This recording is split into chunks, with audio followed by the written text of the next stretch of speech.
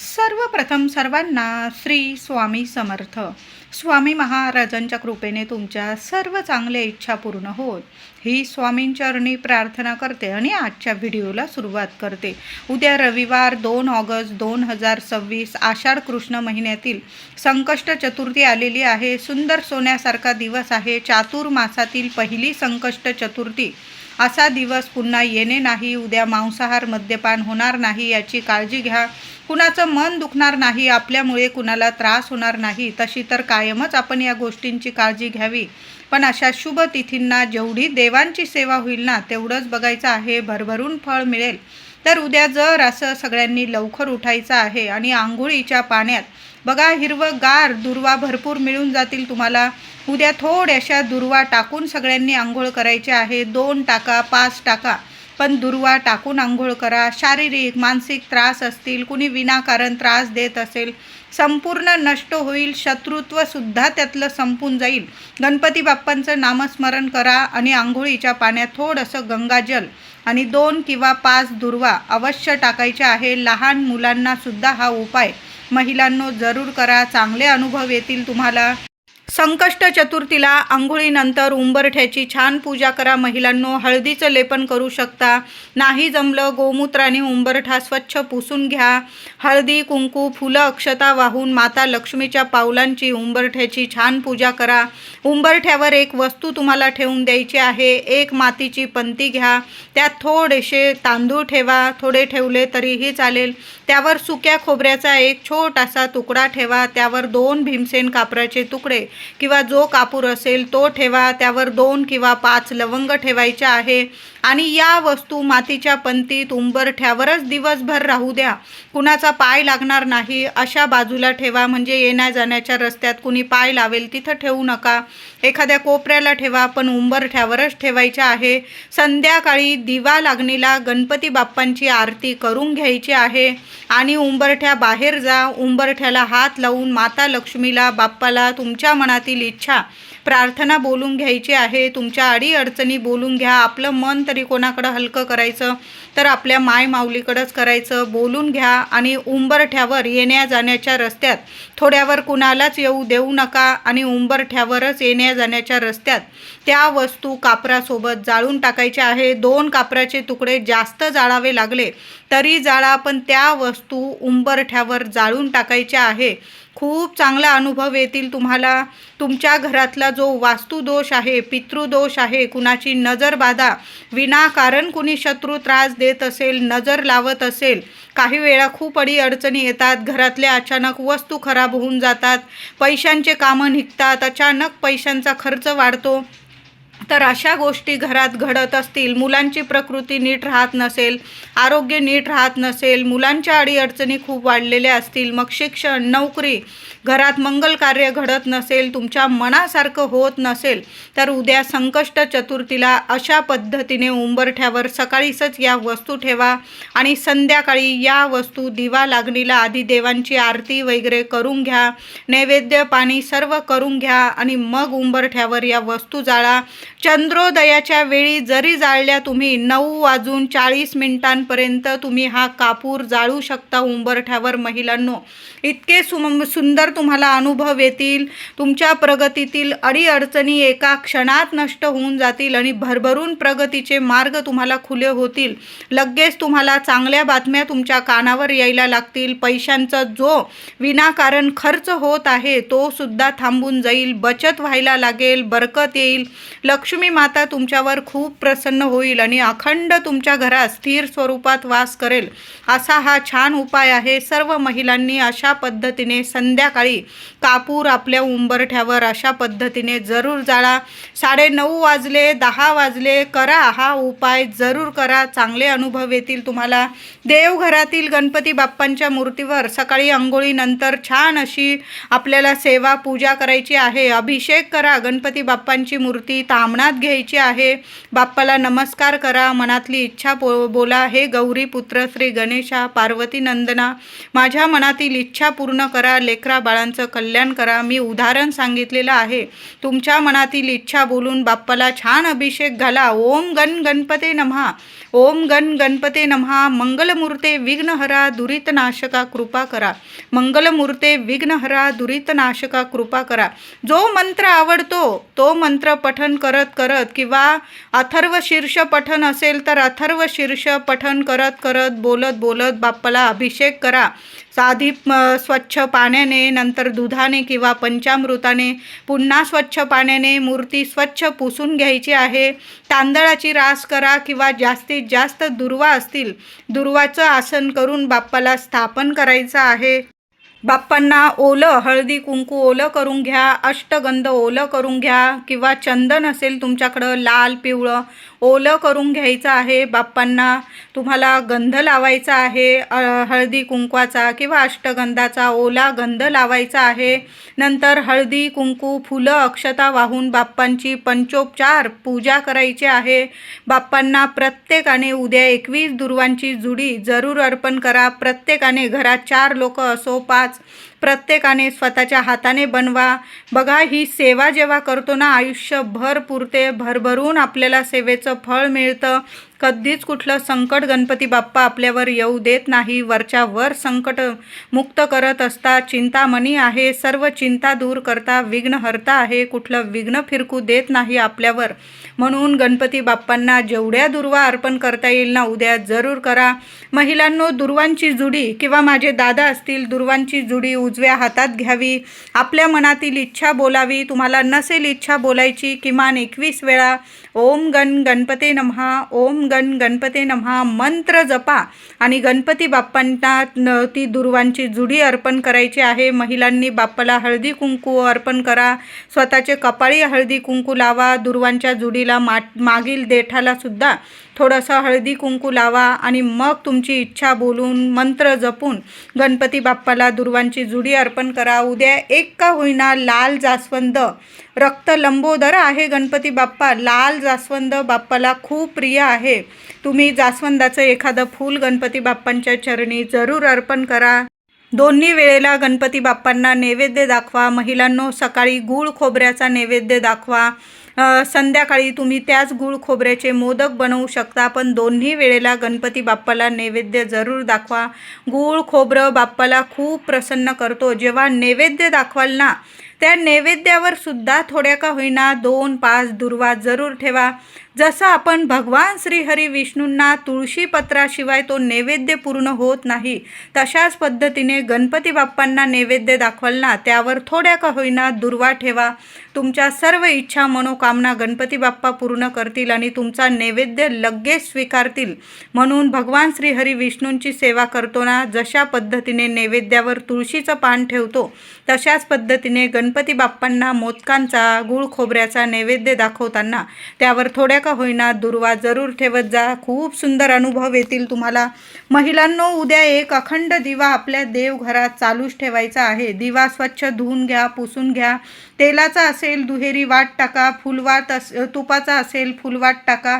दिव्याची हळद कुंकू फुलं अक्षता वाहून पूजा करा. दिव्याला आसन जरूर द्या. दिव्याखाली थोड्याशा तांदूळ ठेवा अख्खे किंवा थोड्याशा फुलांच्या पाकळ्या ठेवल्या चालेल. तुमच्या मनातील इच्छा बाप्पाला सांगा आणि मग दिवा प्रज्वलित करा. दिव्यात एक कापराचा तुकडा आणि 2 लवंग अवश्य टाकायच्या आहे. चिमूटभर हळद पण टाकू शकता. यामुळे देवी देवता तर प्रसन्न होतात, पण आपल्या घरातलं वातावरण सुद्धा शुद्ध पवित्र होत असतं. जे विनाकारण कुणाची नजर बाधा लागलेली असते ना, ती वरच्या वर दूर होते आणि उंबरठ्या बाहेर जाते लगेच आणि आपलं घर नेहमी सकारात्मक राहतं. म्हणून अशा शुभ तिथींना आपल्या देवघरातील दिव्यात या वस्तू आवर्जून टाकून देत जा महिलांनो. उद्या एक दुर्वांचा उपाय, अत्यंत प्रभावी उपाय करायचा आहे. महिलांनो, दुर्वा नीट काढून घ्यायची आहे. एखाद्या ताटलीत काढून घ्या. 108 दुर्वा तुम्हाला लागणार आहे या उपायासाठी.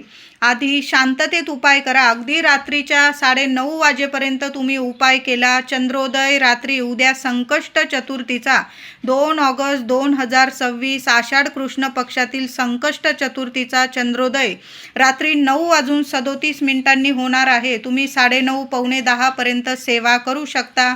देवांची आरती वगैरे करून घ्या आणि शांततेत ही सेवा केली चालेल. एका ताटलीत डिशमध्ये दुर्वा चांगल्या काढून घ्या, धुवून वगैरे घ्या स्वच्छ.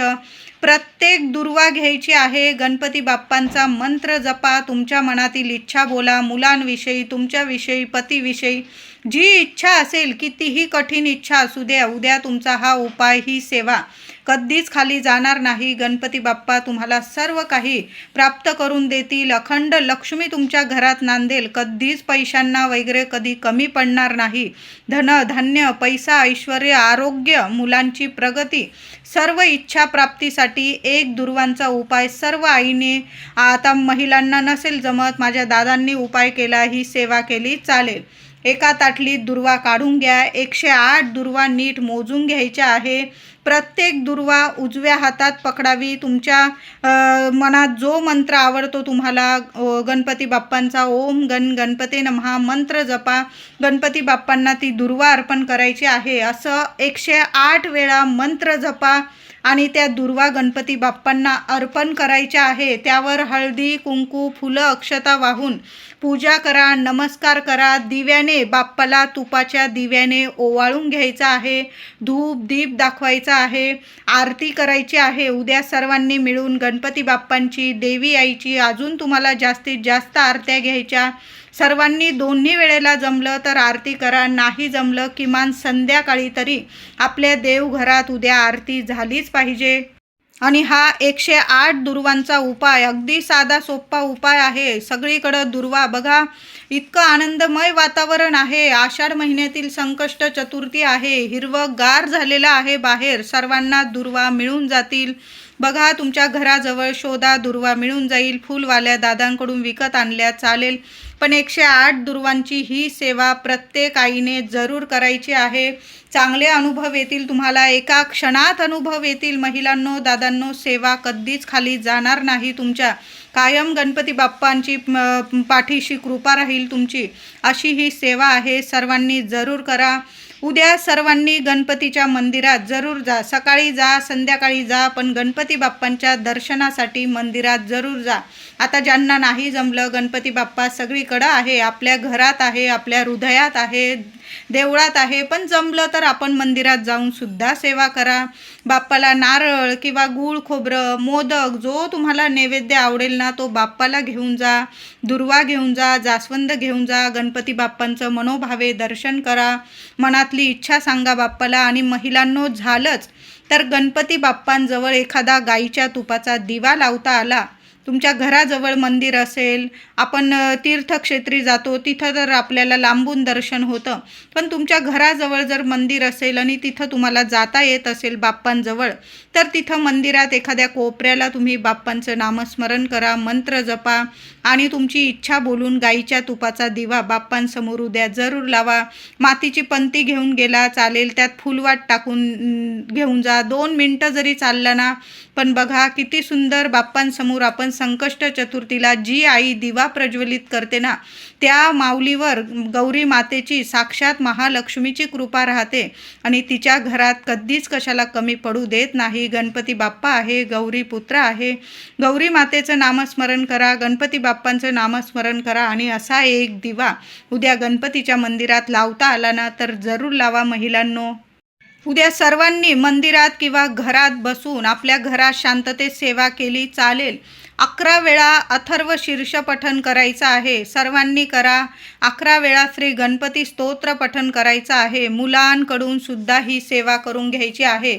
आपण जेव्हा ही सेवा करतो ना, मुलं आपोआप येऊन बसतात आई वडिलांजवळ आणि सेवा करतात. आणि बघा, मुलं इतके संस्कारी होतात. बाप्पा बुद्धीचे नायक आहे. बाप्पा बुद्धीचे देवता आहे. रिद्धी सिद्धी बुद्धीचे देवता आहे. गणपती बाप्पांची ही सेवा मुलांकडून दर संकष्ट चतुर्थीला. तसं तर रोज मुलांकडून अथर्व शीर्ष हळूहळू पठण करून घ्या. मुलांचं पठण होऊन जाईल आणि मुलांना सांगायची पण गरज पडणार नाही. विनायक चतुर्थी असू दे, शुक्ल पक्षातील, कृष्ण पक्षातील, संकष्ट चतुर्थी, मुलं जातात हात जोडून नमस्कार करून गणपती बाप्पांसमोर. जी मुलं अथर्व शीर्ष बोलतात ना, बाप्पा त्यांना इतकं यश प्रगती मिळवून देतात ना. आईवडिलांनी सेवा केली ना तर मुलं आपोआप येऊन बसतात आणि मुलं जरूर सेवा करतात. बघा, आपल्या मुलांकडून सुद्धा उद्या जसं बोलतील तोडकी मोडकी सेवा सुद्धा गणपती बाप्पाला प्रिय आहे. जी व्यक्ती बाप्पांची सेवा करते ना, बाप्पांची अखंड कृपा त्या व्यक्तीवर जरूर राहते. महिलांनो, दादांनो, उद्या अथर्व शीर्ष 11 वेळा जरूर पठण करा. 11 वेळा गणपती स्तोत्र. नाही झालं, लेकरं लहान आहे, काही कामानिमित्त नाही जमलं, किमान 1 वेळा तर अथर्व शीर्ष फलश्रुतीसह तुम्ही पठण करू शकता. गणपती स्तोत्र पठण करा. 1 माळ आपण 108 वेळा तर गणपती बाप्पांची दुर्वा अर्पण करून सेवा करणारच आहोत. तुमची 1 माळ सुद्धा जप होऊनच जाणार आहे. ही सेवा तुम्हाला इतकं भाग्य देऊन जाणार आहे ना, तुमचं भाग्य तेजस्वी करेल, तुमचं आयुष्य बदलून टाकेल, मुलांच्या अडीअडचणी जरूर दूर करेल. कुणी विनाकारण त्रास देत असेल ना, तो शत्रूसुद्धा नमून जाईल, तुमच्या पायाशी लोळण घेईल. मी म्हणत नाही की शत्रूंचा नाशच हो, पण ते शत्रूसुद्धा स्वतःचं शत्रुत्व संपवून टाकतील आणि तुमच्याशी मित्रासारखे वागायला लागतील. असा हा सुंदर उद्याचा दिवस आहे. जेवढी सेवा कराल ना, त्याचं भरभरून फळ मिळणार आहे. उद्या बाप्पाला गुळाचा, गूळ खोबऱ्याचा, मोदकांचा, लाडूंचा, तुम्हाला जो नैवेद्य आवडेल ना, तो गणपती बाप्पांना आवडीचा नैवेद्य जरूर दाखवा. नाही जमलं, गुळाचा, गूळ खोबऱ्याचा नैवेद्य जरी दाखवला ना तरीही चालेल. नंतर तो गूळ खोबऱ्याचा नैवेद्य तुम्ही सर्वांनी चतुर्थीचा उपवास सोडाल तुम्ही, संकष्ट चतुर्थीचा. प्रथम तो उपवास सोडताना नैवेद्य खा प्रसाद स्वरूप बाप्पाचा, आणि मग तुम्ही देवांना नैवेद्य दाखवून आपण उपवास सोडायचा आहे. संकष्ट चतुर्थीला गणपती बाप्पांच्या चरणी शमीपत्र अर्पण करा. शमीपत्र अर्पण केल्याने सुद्धा आपली सर्व मनोकामना, इच्छा गणपती बाप्पा लवकरात लवकर प्रसन्न होऊन पूर्ण करत असता. म्हणून उद्या संकष्ट चतुर्थीला तुम्हाला जर शमीपत्र मिळाली, 2 पानं, 4 पानं किंवा जास्तीत जास्त तेवढी अर्पण करा गणपती बाप्पांच्या चरणी. हळदी, कुंकू, फुलं, अक्षता वाहून त्या पानांची सुद्धा पूजा करा. यामुळे सुद्धा गणपती बाप्पा खूप प्रसन्न होतात.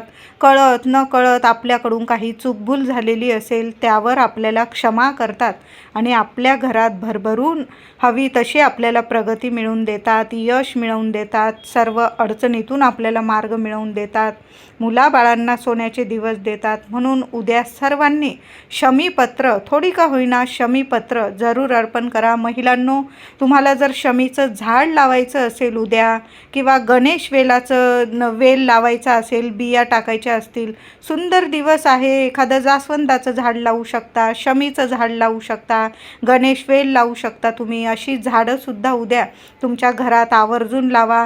पण उद्या शमीची पानं देवांना जरूर अर्पण करायची आहे. सुंदर अनुभव येतील.